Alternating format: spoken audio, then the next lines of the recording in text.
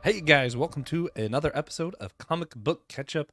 Actually, a special episode where we're going to be mashing together Comic Book Ketchup, Manga Mustard. Some people like both ketchup and mustard on their hot dogs, so today we're going to give you both.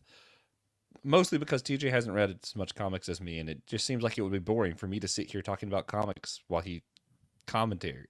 Actually, that would probably be entertaining, but not as entertaining. Yeah.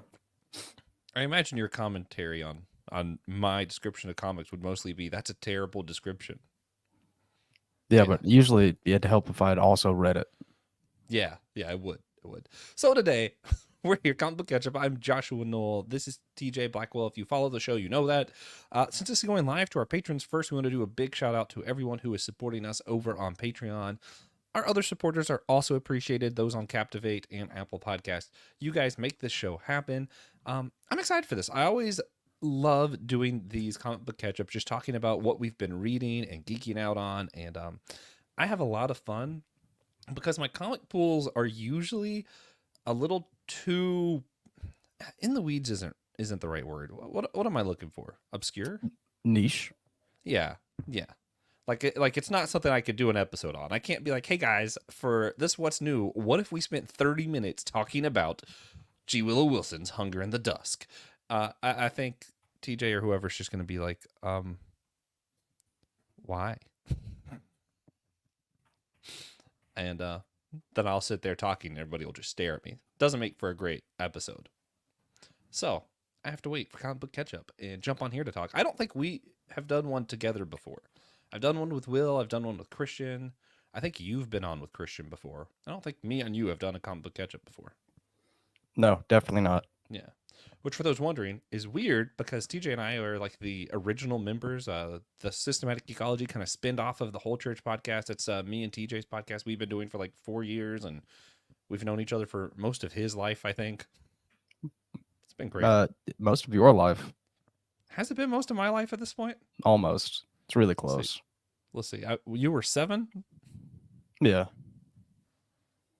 like 15 years. That's really close to most of my life. So yeah, we're excited to just jump into this, talk comics with you guys. But first, let's go through what we're going to be doing today. We're going to be discussing G. Willow Wilson's Hunger in the Dusk issue 5. Phenomenal issue. I was waiting. I'll get to that later. We're going to be discussing it. I can't wait to discuss that. We're also going to be talking about City of the Dead, Moon Knight, City of the Dead, issue number 5, the final issue of that miniseries. Phenomenal ending there. We're going to talk about Jujutsu Kaisen. Why? Because manga is also comics, and because y'all haven't had a Manga Mustard in a minute, so we figured we just squeeze one in here. Yeah. And also, we're going to discuss the headliner of the episode, I suppose, would be Justice League versus Godzilla versus Kong. We're on issue number 4 there, but we'll probably just talk about everything that's happened to date because there's a lot, and it's hard to just discuss one issue. Yeah. Yeah. So before we do all that, though, let's talk about what aren't those 4 that we've been reading. We'll jump in with a lightning round. I'll go first with some stuff. I'm on Hades, Disney's Villain Comics, issue 4. A lot of fun because I'm also reading The Song of Achilles by Madeline Miller, almost through that book. So it's really funny seeing some of the same Greek characters taken from like the more serious book to here's this silly comic where the same characters Icarus just straight up gets turned to stone by Medusa in the last Hades one and just dies. And I'm like, oh, but for the most part, it's been really goofy. And then out of nowhere, boom, people are dying. So it's kind of fun. It's got that goofiness, but there's definitely stakes to it. And Hades is basically just looking for a fleece so that he can mess with the gods. So he's looking for an artifact, and he's competing with other Greek gods. Has his own team put together of different Greek mythological characters, and it's a ton of fun. TJ, you have anything that's not our main topics that you've been reading that you enjoy? Oh, Chainsaw Man 152. A lot of people are finally like, if you stopped reading Chainsaw Man Part 2 because you thought it was boring, it's time to get back into it because the last couple chapters have been classic Chainsaw Man violence. Mm-hmm. I can only imagine what Chainsaw Man violence. I mean, it's just. Is it a lot like Texas Chainsaw Massacre? Sort of. Okay. All right. Anything else? Black Clover 347, 369. That was close. Yeah. All your readings are all going to be manga. Yeah. Yeah. Yeah. That checks out. Yeah, there's a I lot think of Shonen mine- Jump properties ending right now, so a lot of Mine them are in the almost climax. all comics. But I actually picked up my first manga that I'm reading at the public library because I discovered the library has these things. I said, I don't have to pay for them. And things that are really hard to find at Barnes & Noble, on the library, I can go to the computer and just type it in, put it on hold, and eventually it's just there. So I finally have volume 1 of One Piece. Because I figured if there was a manga I'm going to start with, it has to be something I already love, you know? Because for me, the manga platform is difficult. It is no color. I think that's really the thing that bugs me. Well, if you're gonna read One Piece, you can read One Piece in color. What? How? They just went back and have been coloring it. I think the colored release is up to like chapter 800 or something. Wild. Well, I feel like I need to learn to read without the color so that I can keep going. Maybe. Yeah. But also, what's really ironic about that is a graphic novel I just picked up also from the public library. Something I missed from G. Willow Wilson. It's like fantasy detective in modern day Egypt. It's called Cairo. The whole comic is black and white. So kind of ironic. Mm-hmm. Interesting. Yeah. Yeah. Thought you'd find that. Yeah. Yeah. Let's see. I What mean, else? just since you mentioned it, One Piece 1104, also insane. Anything else? Just it's insane. I don't want to spoil anything. Wow. Okay, that's fair. Let's see. What else am I reading? Darkwing Duck with Amanda Dibert finally wrapped up with issue 10. I didn't realize it was ending. So when I got to the end and Darkwing Duck allowed his friends to save the day while he gave a big monologue because things matter to him more than getting all the credit, apparently. And then he is so awesome because he let his friends save the day. And man, I'm great for that. Just, good entertaining stuff. But then at the end, it said the end ... for now. And I was like, oh, I didn't realize this was ending. So that kind of was sad. But Negaduck is still going strong. I think we're on issue 3 of it. So I'm enjoying that one as well. I got a few others here and there that I'm just picking up. Mostly Dark Horse Comics stuff. Some of the darker magic kind of things. Getting into that realm for now. Yeah. You got anything else you want to highlight for the lightning round, or you want to jump into the main stuff? I believe it's time to get shaken. All right. So, first thing first for me, and because, I want to save the good, I say the good stuff, the stuff that everybody cares about for last. That way they have to sit through the stuff that I want them to sit through. Yeah. Yeah. That's how that works, right? We're going to be talking about, not that. Okay, sure. We're going to talk about Hunger in the Dusk. Issue 5, G. Willow Wilson. I have a weird way that I get my comics. So there's not a lot of comic book stores near me. There's none in the city that I live in. I'm probably one of like 5 people who read comics in this city. So I have to go a long ways. The main comic book store is in Charlotte, which is an hour from my house. There's also one in Matthew that's about an hour from my house. The big difference being I don't have to drive through Charlotte traffic to go to the one in Matthews. So I always go to the one in Matthews. But it's not a full comic book shop. It's mostly a game shop that gets some comics. So what they do, my pull list goes to Charlotte. And eventually, once my pull list gets full, or just every so often, kind of at random, they take my pull list, move it out of Charlotte to Matthews so that I will go pick it up. So when I go to Matthews, sometimes I get stuff that has been in my pull list for months that I just haven't seen because I don't go to the store in Charlotte.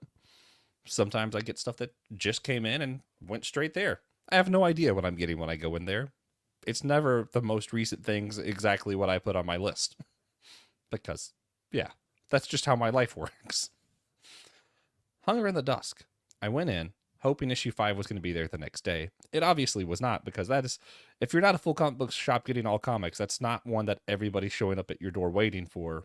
They're waiting for Superman and Captain America and that kind of stuff.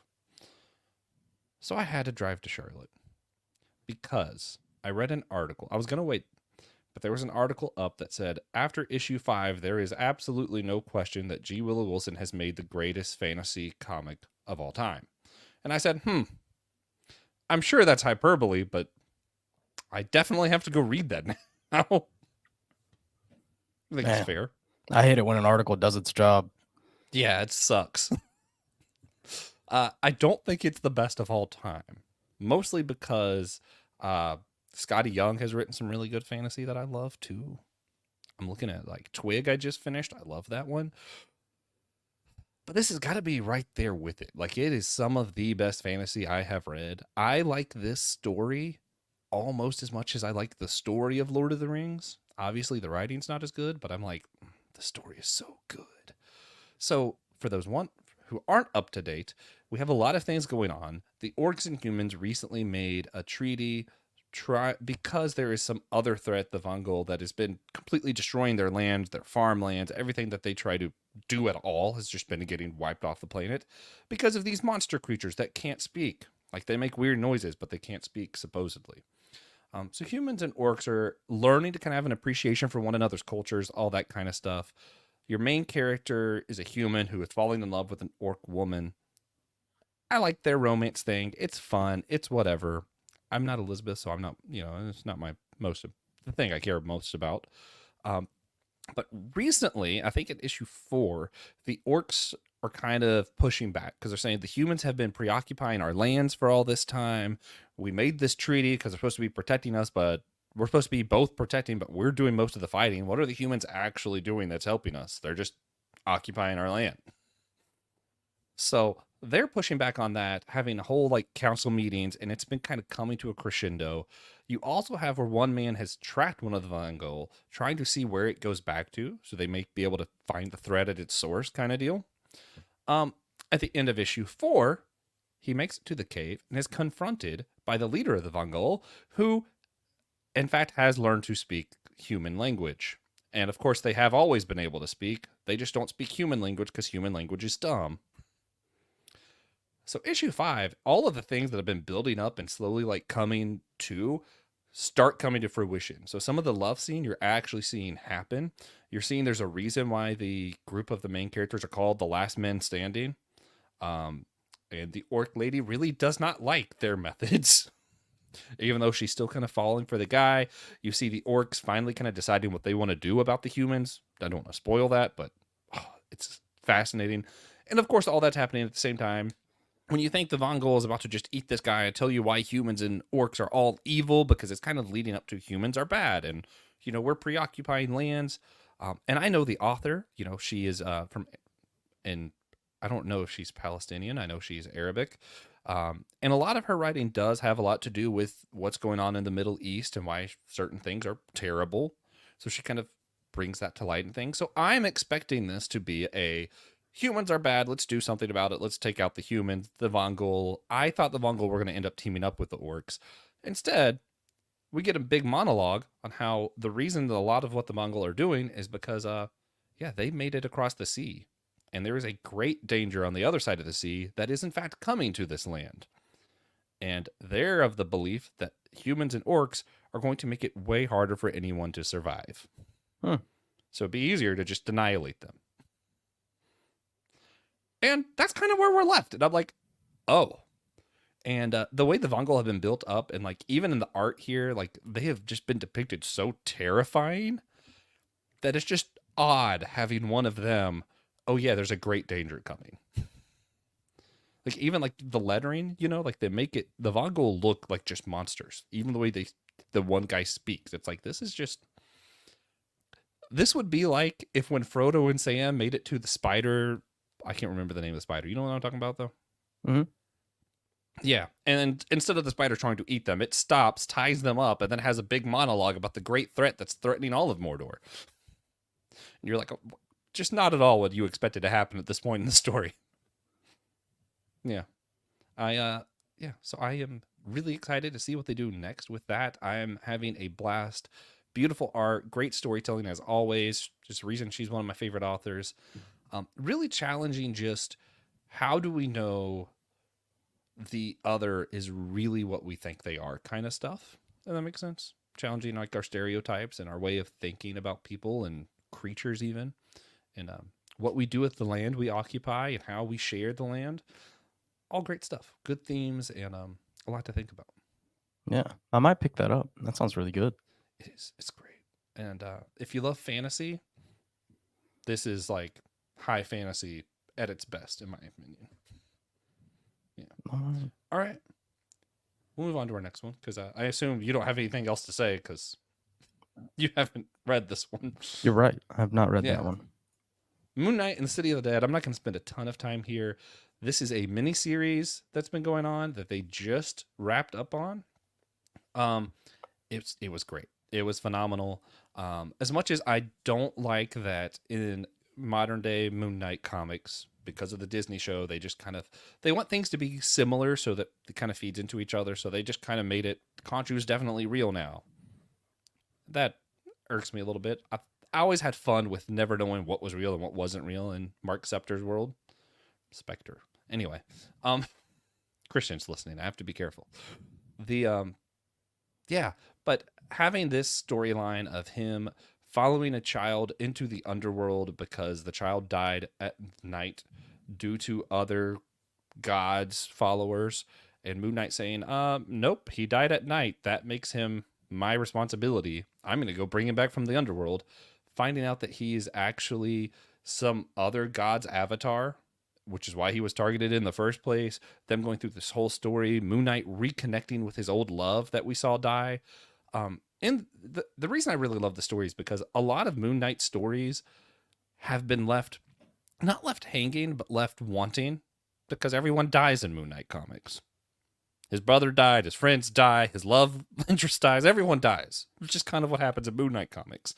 So we're finally able to see some loose ends tied together, some old relationships kind of get closure. And I really like being able to have that. And at the same time, they even explore some interesting stuff of, in the underworld, different things are possible. Different magics are possible. And in issue 5, we find out, spoiler warning, everybody, we find out Moon Knight's discovered it's really the power of the heart that is what's allowed different weird things to happen throughout this whole series. So he is able to split his personalities apart. So all of the different versions of Moon Knight all exist at once for this final battle. So we have Mark Spector, we have Grant, we have Khonshu, the Khonshu that lives in his head. All of them, all there at once, all fighting together in an epic battle scene. We have zombies coming up to our world in New York. We got, this finale was incredible. And it does have a happy ending. I was worried about that, but it's good. And we even end with Moon Knight discovering that his love interest is still there in the underworld and will be waiting for him.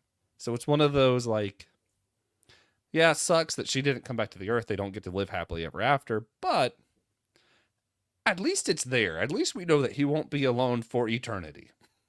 So that's nice. Yeah, I love it. If you're just listening to this, you're going to have to look up the cover.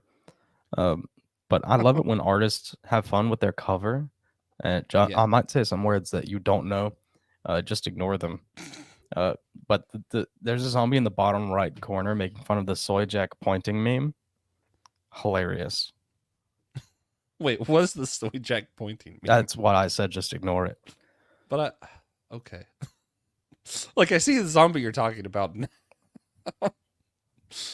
Yeah, super funny. Great stuff.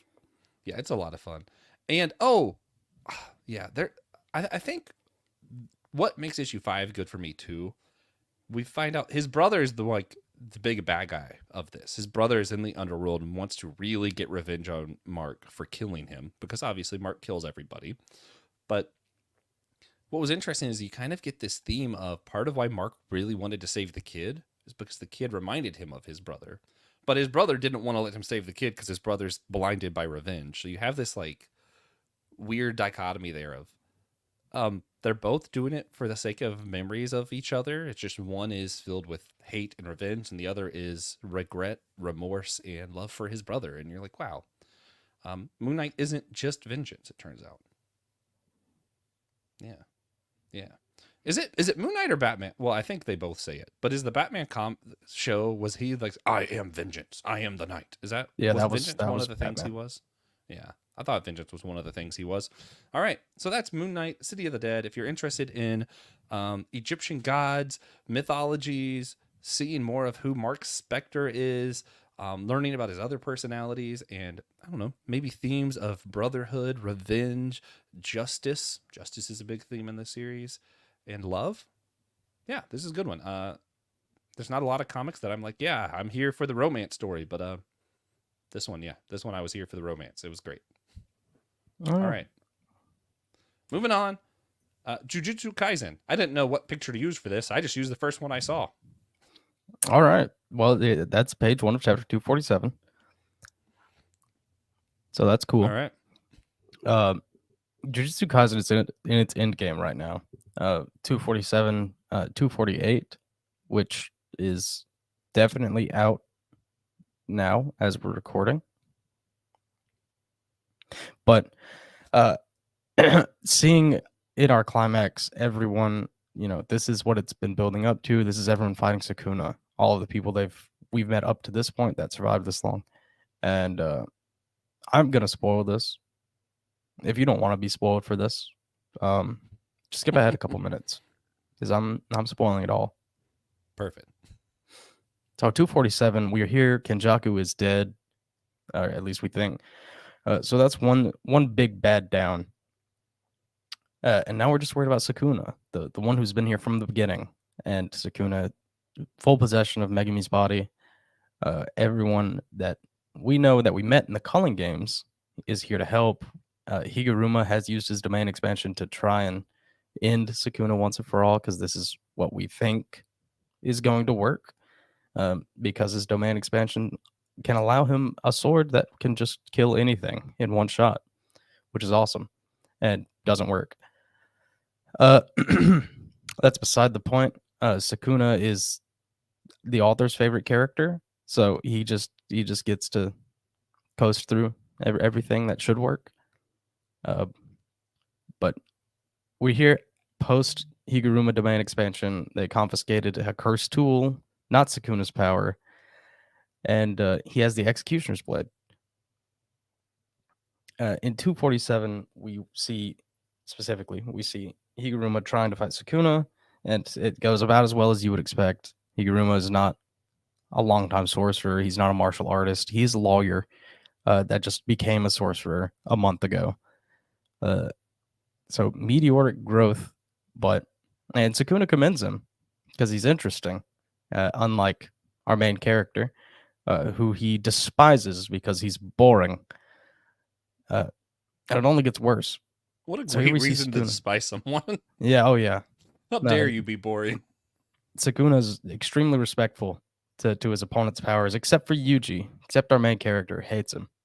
Can't stand him. Because he's boring. I just love that. I think that might be the biggest pull for me. Like, if I was going to pick up Jujutsu Kaisen, it's literally going to be because of that. Yeah. Anyway, we see Higuruma die in this chapter, as confirmed in 248. But Yuji picks up the Executioner's Blade, and you're like, oh, well, this is it. 247 ends on a panel of Yuji with the Executioner's Blade about to go into Sukuna's back. And then 248 starts, and it just didn't work, obviously. Why would it work? That would have been killing Sukuna. We can't do that here. Sukuna has to win. That's what I think, at least. But 248, which, if you've read before you listen to this, congratulations, because, like, it's pretty recent. But seeing what Yuji thought was his only chance to kill Sukuna and being unfazed by it completely is a fantastic. We also get to see Sukuna talk about how he wishes that Higuruma hadn't died. And he kind of grapples with that himself in his head. And he's like, why am I sad that another sorcerer died? I've never cared about that before. 1,000 years ago, they were the same type of people. But now he's fighting Yuta, our main character. Well, Yuta does show up. Now he's fighting Yuji, our main character, and talking about how he hates him, not only because he's boring, but because he lived in his body, shared a body with his soul, and he knows no What? matter what yeah, Okay. normal stuff. But he knows no matter what he does, he will not be able to break Yuji's indomitable soul. So he hates him even more for that. He just has to kill him. And that ain't easy. Is that just like a Asian media trope? Because like there is a lot of people have lived in each other's hearts and souls and bodies and stuff in Kingdom Hearts too. Well, Kingdom Hearts too, but Kingdom Hearts as well. He possessed Yuji. Oh, okay. Yeah. That's different. Yeah. He was possessing Yuji for up until pretty recently. Oh. Yeah. Did you know that he was possessed the whole time, or was that like a surprise? No, it happens episode 1. No. Oh. Yeah. It's complicated. So for like 200 some things, he was just possessed? It's complicated. Okay, yeah, sure. Yeah. Sukuna's soul lives in Yuji's body, but he doesn't have control. Because Yuji's will is indomitable. Oh, thus the hatred. Until it's not. He had a weak moment, but that just got animated. If you just want to watch the anime. Okay. All right. Sorry. Didn't mean to interrupt you. Continue. Yeah. And then Yuta Okotsu shows up on scene, and this is what a lot of people have been waiting for. This is the big boy. People were calling him a fraud. He was on Fraud Watch. Thought he was just chilling in Africa until he pulled up, kills Kenjaku. He's already here on the scene to help fight Sukuna. And this is where it really begins. We're going to get to see Yuta's domain expansion, and we're going to get to see whatever Geiji wants to do to make it look like Sukuna is just impossibly strong. So Yuta might use his domain expansion and then die immediately. We'll see. The editor said in an interview the other day, said that in the next couple of chapters, something, what were his exact words? Something shocking is going to happen. Like this whole series has been shocking. Oh. So we'll see. I'm excited to see where it goes. 248 is great. 249 might be horrifying. Oh, man. Yeah, we have found out how they're removing bodies from the battlefield. Gojo's body is safe. And Ui, Mei's little brother, has just teleportation curse technique, and you can just sneak the bodies out of there when Sukuna's not looking. They did it to Higuruma, so it's not confirmed that he's dead, but like he's probably pretty dead. All right. Yeah. So, is this one of those where like you trust when he says it's going to be surprising? Because like Disney keeps saying, "Oh, it's going to be surprising," or "Oh, Multiverse of Madness is going to have the most things ever," or what's the other one? Bachelor. I watched The Bachelor. It's like, "Oh, it's going to be such a big surprise ending," and I'm like, I bet they get married, and then they got married. No, and I trust. I just was like, it wasn't until I think Russell T Davies was the last person who was running something. He did the new Doctor Who specials that he said there's going to be a big twist, and I think it's because of all the other things that Disney's been doing that I was like, a big twist. It was a big twist. Yeah, Disney just uses the term too much. I trust the editor. No, okay. Yeah. Sukuna is a cannibal. He's probably going to eat somebody. Oh. He's probably literally going to eat one of the main characters. That would certainly be pretty wild. Yeah. All right. Yeah, I trust the editor. Yeah. All right. Anything else you want to add about Jujutsu Kaisen before we move on to the headline? I don't know how much longer we have left in the series, but I know I can't handle the author taking many more hiatuses because they're never long. It's just 1 or 2 weeks. But when the series is in hiatus, it goes by the name Lobotomy Kaisen because the online community just goes absolutely insane. They just can't handle it. No, not at all. Sounds like a great fan. It's really funny. It's so funny. It's hilarious. Oh, well, see, that's better then. Because sometimes there's stuff that you love that you don't love the fandom, you know? Yeah, not this. Okay. Just 'Cause, everyone like, loses their mind when it's on break. that's funny. It's like, I love Supernatural. I do not like others, like the Supernatural fandom as a whole. I'm not a fan of them. Like, I don't fit in. Agree. Yeah. Not at Not that all. I think they're bad people. Not even a it's little just, bit. I don't fit in with them. You don't belong there. I don't.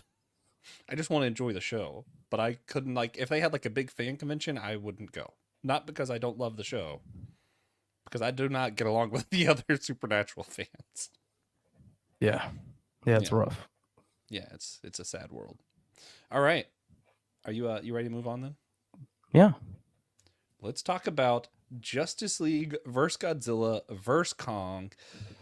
I think it's just as ridiculous as the name suggests. Would you agree? Yeah. Yeah. Like, it is everything. Honestly, though, it's even more insane. Like, in my mind, I was like, we're just going to have these things fight. They're going to come up with any story they can to make it make sense, and then these things are going to fight. The story's been more interesting than I thought. Like, you actually have a little bit of Superman and Lois, and are they going to get married? You have a little bit of is Superman dead? You have a little bit Lex Luthor figuring out the nature of these monsters. I didn't expect to have what's the villain team? It's The Rogues? No.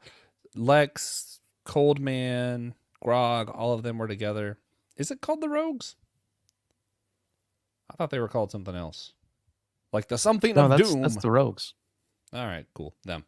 But yeah, Or at least I wasn't expecting that's to how have they're the whole acting team. in this series. They're all acting as the Rogues. Okay. I wasn't expecting that team to show up or to be so involved. I was really just expecting Justice League to be fighting Godzilla and Kong. I didn't Yeah. expect to have a real explanation or anything. Yeah. Yeah. Do you want to break down, before we talk about, we're on issue number 4 now. Do you want to break down what's happened up until issue 4? So basically what's happened so far is the Rogues break into the Fortress of Solitude. Gosh. And they're there to get two things. They're there for the Mother Box, and then they're for the Orion Sled. And they get both, of course, because why wouldn't they? Because Superman was busy fighting. Yeah. What was that? Everything. He was fighting like everything. No, not at that point. Oh, he Just was the one actually time. in like a real fight. Yeah. Oh, I'm trying to think of it too. It's also a giant gorilla, though, isn't it? Yes. Yeah, I don't remember the name of it. I like that they included DC's own monsters in the mix of all of this. Yeah. It is. It is to make it more fun. Yeah. Also, I just wanted to throw out, because you reminded me, there's also the plot of Superman dealing with burnout. Yeah. Which was just a little entertaining, because it's like you don't think of Superman that way. And usually in real life, when someone's experiencing burnout, like one of the things people are like, hey man, you can't do everything. You're not Superman. And now it's like, well, turns out Superman's not Superman. Yeah. And naturally they do they nerf the heroes for this, obviously. You just have to get over it. But while they're in the fortress, Toyman steals the Dreamstone. And while he's holding it, I forget how did he wish to be out of the fortress? Oh, no. So what happened, if I'm remembering right, they were attacked because Superman was busy. So Supergirl and some of the other Justice League show up. And of course, Toymaker being Toymaker, Toyman. I think he's basically, what's funny is we just did a Darkwing Duck, like what if Darkwing Duck joined the Justice League episode? And the more I think about it, Quacker Jack from Darkwing Duck is Toymaker. He's not the Joker. Yeah. Anyway, Toymaker threw a bomb or something and caused the my mind just wants to call it the cube. I'm in Marvel land. The mother cube. Caused it to go off. Mother box. Yeah. The Mother Box teleports them to the Monsterverse, to Legendary Monsterverse. Great. It's a comic book. While they're there, Toyman's like, man, what beautiful toys. We got the ultimate toys. I wish I could have these at home. And then they are. I just love how comic-y that is. Yeah. Yeah. It's like, man, I bet we could beat the Justice League if these guys were here. I really wish Godzilla would just, I don't know, murder Superman. Yeah. And then you have the MonsterVerse Titans in the DC world. But not all of them, right? Not all of them. Yeah. I think Kong is still left behind. Kong is still on Skull Island because they didn't see Kong and didn't see, like, Kong just wasn't around. They do get Behemoth, Scylla, Methuselah, and I'm not sure which one the Bat is. It starts with an S or something. Yeah, my mind just went, they had giant bat, giant spider. Behemoth is just Behemoth and Godzilla.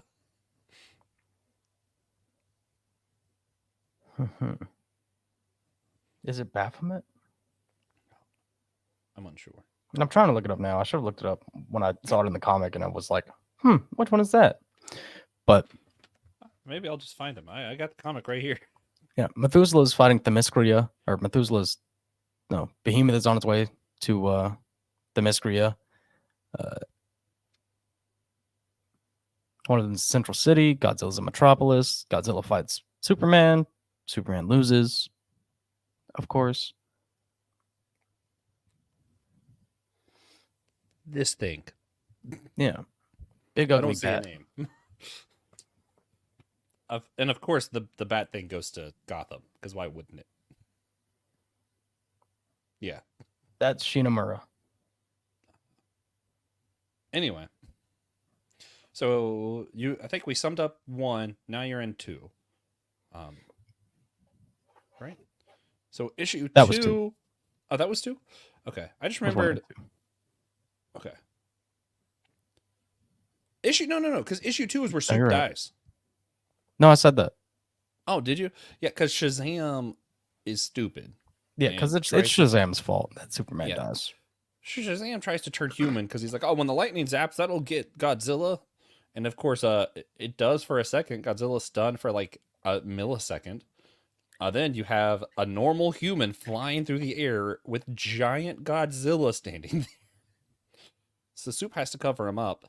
And I think it's actually a compelling argument to me that Godzilla's nuke breath could actually take out Soup. Like, I actually kind of get it. You don't get it. In my mind, I get the radiation and stuff being similar enough to solar powers. Because they've had before that it's canon that if Soup flies into the sun, his body would not be able to take that and he would die.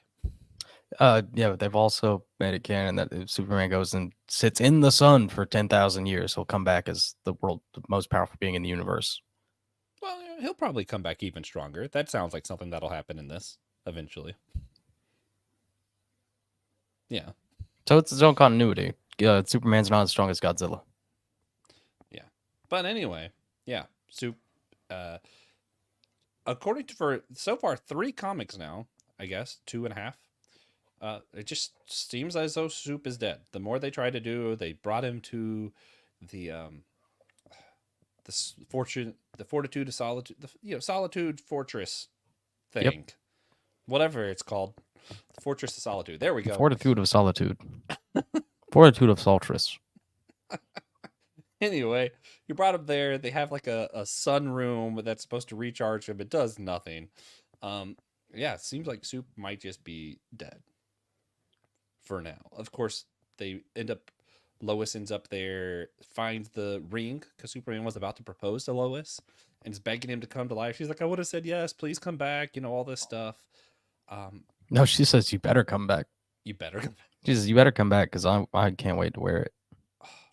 And doesn't Lois start developing a plan? No, she notices what happened with the rogues. And she kind of realizes what happened and asks for all of the information on what happened with Lex Luthor. So she's starting to piece together what happened. So Lois isn't just like a damsel in distress here. She's like figuring stuff out. She's doing the reporter biz. Might actually prove useful. Let's see, another side storyline that I love. Lex Lex did not like the idea of bringing the Titans here. This was not Lex's idea. No, But now Lex is he's smart. he's in Metropolis. He's getting information on this Godzilla guy that he just saw kind of take out Soup. And he's already discovered Godzilla is not able to be manipulated. They are not going to be able to convince the Titans to defeat the Justice League. Like, they're just not going to be able to do it. Because Godzilla just cared about bringing balance to nature. So what does Lex do? This is my favorite loose line. Lex has discovered the designs for Mecha Godzilla. And I just like Lex is like, you know what? I bet we could get him to destroy them if we build Mecha Godzilla. And LexCorp Mecha Godzilla is one of the most beautiful ideas I think I've heard in a long time. Honestly, I can't believe I didn't expect it when I heard the title for this comic. Yeah, me either. I was like, oh, of course that would be part of it. Yeah, literally, the Justice League is here. Godzilla is here. Kong is here. Of course, Mecha Godzilla is going to be here. God, yeah. Oh, you want to catch him up on what all's been happening with the Kong part? So Kong's still on Skull Island. Somehow Green Arrow gets there. I don't remember how. Yeah, Kong is on Skull Island. Green Arrow is flying with Wonder Woman. Was it Wonder Woman? I think it's Supergirl. Because Supergirl. Woman and Supergirl drops him off. Fighting a different Titan. Yeah, Supergirl just drops him off at the island because they're flying over it, and he's like, that's not supposed to be there. So they check it out. He stays. He's like, yeah, you go ahead. I'll check out this island. And while he's there, he finds Kong. And Kong is, doing his thing, being the alpha. Yeah. Fighting a what's that? Skull crawler? Skull cracker? Skull crawler. Yeah, something. Or Skull Walker. One of those two. You add the word skull. Naturally, he kills it. And then Kong starts showing his dominance. He notices Oliver. And Supergirl shows back up and has a stare down with Kong because she's stupid. And then Oliver has to convince... Just because she's stupid. Yeah, Oliver has to convince her to leave. And he looks at Kong and he's like, hey, I'm not going to... You got it. You're the alpha. I'm not... That's none of my business. And then the League of Assassins is there. Yeah. The League of Assassins, for some reason, are just there. I don't think they explained that one. Not yet. The League of Assassins is just there, and they're like, oh, so you guys were waiting for Kong to leave, huh? They jump Green Arrow, and then Kong actually kind of beats them up for jumping Green Arrow for some reason. Yeah. They're definitely starting to kind of build to Kong as more benevolent Titan for some reason. Yeah. He's a good guy. Typical. Yeah. Which isn't Godzilla usually turned out to be good too? Yeah. Okay. Then I love what's happening right now with Atlantis and Godzilla. So this, I think we're in the issue 4 stuff now. So this is like the issue we're actually here talking about. Do you want to... What happens? How does Godzilla get to Atlantis? Does he just get tired of Metropolis and then moves on? Oh, no, they hear a sound. They hear a sound. All of the other Titans are being drawn to it. Godzilla's doing that thing where he's like, someone's trying to manipulate all the things that I control. So he goes there. Naturally. And he ends up finding Scylla, which is attacking Atlantis actively. And he attacks it. And he attacks it because that's what he does. Yeah. And that's when I love the ending of issue 4, or for some reason the Justice League's grand idea. There aren't enough monsters involved. No, obviously. it's not the Justice League. It's Mera. Oh. It's just Mera and Aquaman.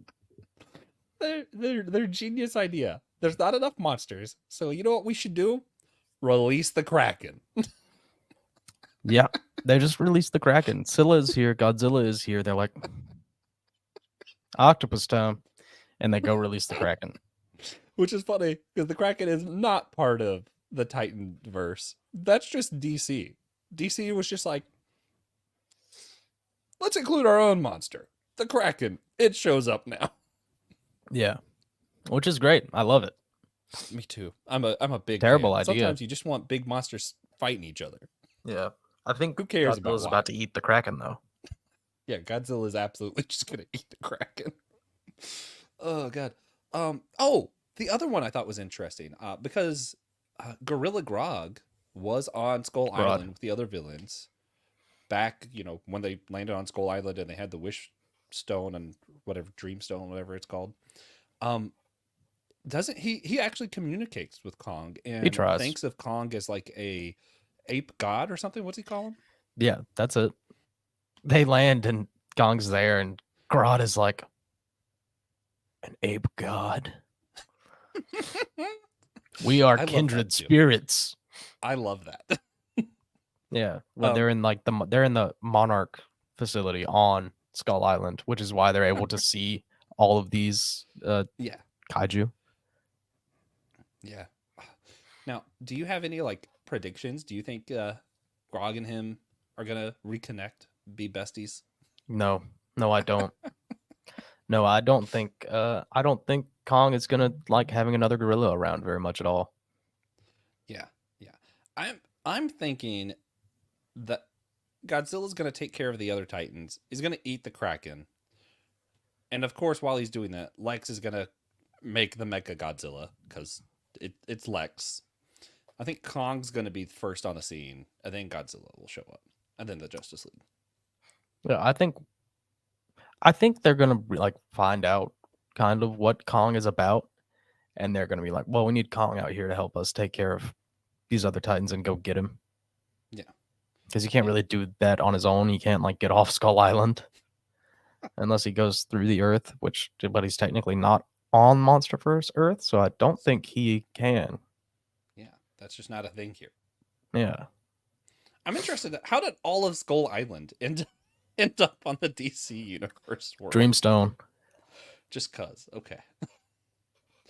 Because that's not what Toymaker wished for. He didn't wish for Skull Island to be teleported. Dreamstone. Yep. Okay. Have you seen the memes from the new Doctor Who special where they're talking to Neil Patrick Harris?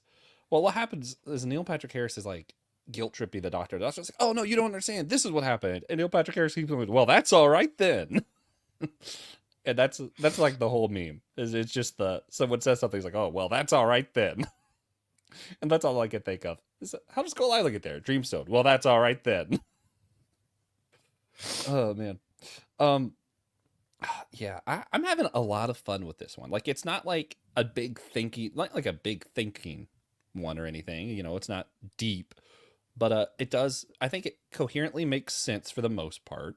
It's not just monsters fighting, and we do get all of the fighting that we want. It has all the Justice League members I care to see, and more. And it has more Titans than I thought I was going to get. And it just added the Kraken and Mecha Godzilla. Because, why not? Yeah, the series is doing exactly what it was meant to do, which is promote the MonsterVerse and the Justice League. Yeah, this is exactly what we wanted. Yep. Oh, man. And what's funny is, like, I don't think they're letting go of any of their themes. Like, it's not like they sacrificed the themes of the Justice League. You still see Superman's humanity. Even though, he's dead, we all know he's going to come back to life. It's fine. You see Lois not just being a damsel in distress, like all that, like the normal DC stuff you expect. Like those themes are still there of heroism and what makes a hero. You still have the theme of Godzilla being basically the ultimate eco-terrorist. And yeah, I don't know what is the point of Godzilla. Godzilla. What is the point of Kong? Is Kong just Kong? Like, does he have Kong's just the big dog in town. Okay, so he's not like supposed to have any kind of moral theme to him. He's just Kong. He just runs Skull Island. Yeah.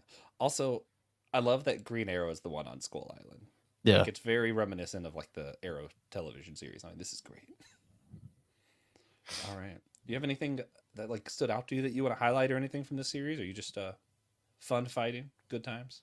It's just a good time. It's just good. I'm really excited to keep reading it. And I like to think that they actually didn't nerf any of our heroes in this.